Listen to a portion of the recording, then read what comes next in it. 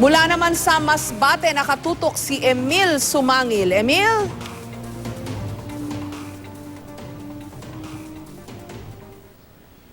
Good morning, Jessica, Igan and Vicky. Narito po tayo sa Amancio Aguilar Elementary School. Ito po ay nasa sentro mismo ng Masbate City. Mahigit 5,000 ang nakatalang boboto po rito para sa araw na ito. Alas 4 pa lang ng madaling araw kanina, Jessica, nagsimula na dumating yung mga guro na tatayong Board of Election Inspector. Sa mga sandaling ito, hindi pa isinasagawa yung tinatawag na initialization dahil inaantabayanan pa rin yung pagdating ng mga poll watcher at yung ilang pang kinatawan ng bawat opisyales ng pamahalaan. Mahigpit ang seguridad na ipinatutupad ng Philippine National Police maging ng Armed Forces of the Philippines, hindi lamang dito sa sentro ng Masbate City, kundi doon sa mga karatig na bayan.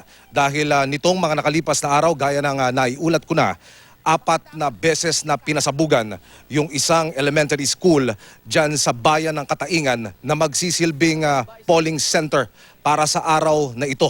Patuloy na iniimbestigahan ng Masbate Philippine National Police kung anong grupo ang nasa likod ng pagpapasabog na yan. Pero ginanap at isinagawa yung pambobomba na yan, Jessica, ilang oras matapos na ma-deliver yung tinatawag na vote counting machine sa polling center ng Divisoria Elementary School. Ito'y sakop ng bayan ng Kataingan, dito pa rin sa Masbate. At sa mga oras na ito, inaantabayan natin na Jessica, yung pagdating ng mga poll watcher para tuluyan namang masimulan ng formal yung tinatawag na initialization dito sa aming location, Amancio Aguilar Elementary School.